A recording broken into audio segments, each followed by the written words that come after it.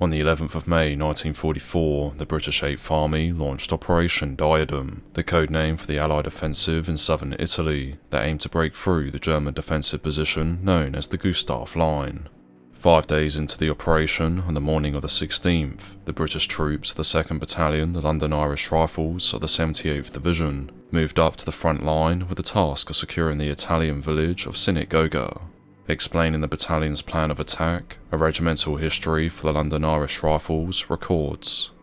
At first light, we held a fresh orders group in a former German 88 position. Here, we were reasonably secure and had a decent view of the first part of the forthcoming battle.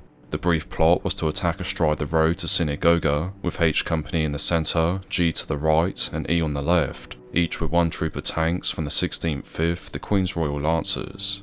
Pioneers were to follow on the centre line to demine the road for the reserve tanks and anti-tank guns, etc. One of the difficulties was a minefield across our front, which was covered by the Germans at close range and entailed a preliminary operation. We incidentally had a laid-on barrage of several hundred guns to help us. With their preparations complete, the 2nd London Irish Rifles launched their attack at 0900 on the 16th of May. Supported by over 400 artillery pieces, the battalion set off from its start line as planned, but was soon subjected to heavy German small arms, machine gun and mortar fire, which momentarily held up H, G and E companies during their approach to Sinagoga.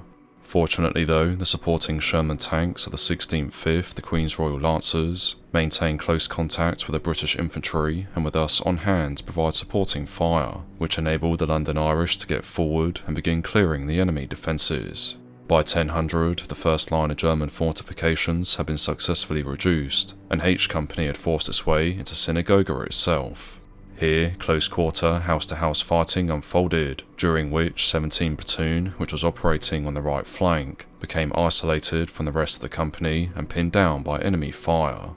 Recognising that his platoon couldn't make any progress and was unable to extract itself out from the area, Rifleman Hugh Chalmers, a Bren gunner in 17 Platoon, identified one of the German positions causing the most trouble and decided on his own initiative to take it out. For his actions that day, Rifleman Chalmers will be awarded the Distinguished Conduct Medal, the citation for which details. Rifleman Chalmers then, without any orders to do so, decided to destroy the enemy position. This necessitated crawling 100 yards up a ditch, and then an assault across another 60 yards. This he did, although under heavy fire all the time from a variety of directions. He then charged across the open by himself, firing his Bren gun from the hip. Thanks to the suppressive fire he laid down himself, Rifleman Chalmers crossed the 60 yards of open ground without being hit and eventually reached the enemy dugout, which he found was occupied by 10 German soldiers, including 2 machine gunners. Instantly, he fired a burst of his Bren gun and killed one of the enemy, which prompted the other 9 to drop their weapons and surrender without further incident. Rifleman Hugh Chalmers then secured the position, before laying down cover and fire for his platoon to move up and consolidate the area. Rifleman Chalmers' medal citation continues.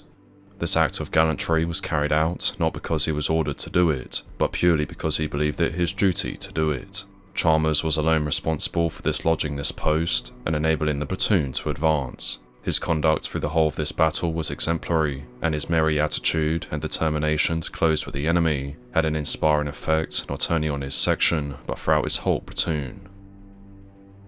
Following this action, German resistance in Sinagoga started to loosen up, and by midday on the 16th of May, H Company declared the village secured. The company then dug in and, after being reinforced with F Company, pushed out patrols to the west. In the meantime, G Company successfully seized the ground to the north of the village, whilst E Company cleared the area to the south. It was in this southern sector that the Germans launched a limited counterattack at 1900 in an attempt to retake Sinagoga.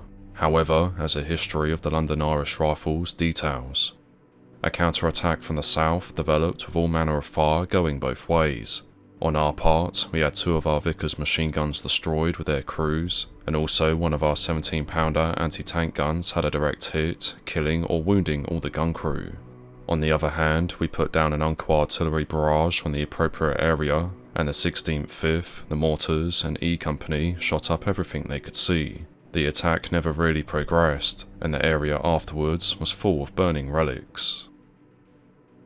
By 2000 on the 16th of May 1944, the German counterattack had been driven back, and the 2nd Battalion, the London Irish Rifles, reported that the situation had been stabilised.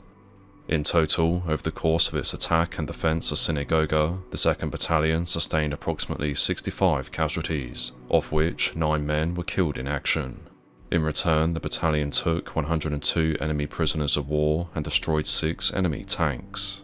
Unfortunately, the exact number of German casualties sustained during the battle is unknown, although a history of the London Irish Rifles estimates that at least 100 were killed in action.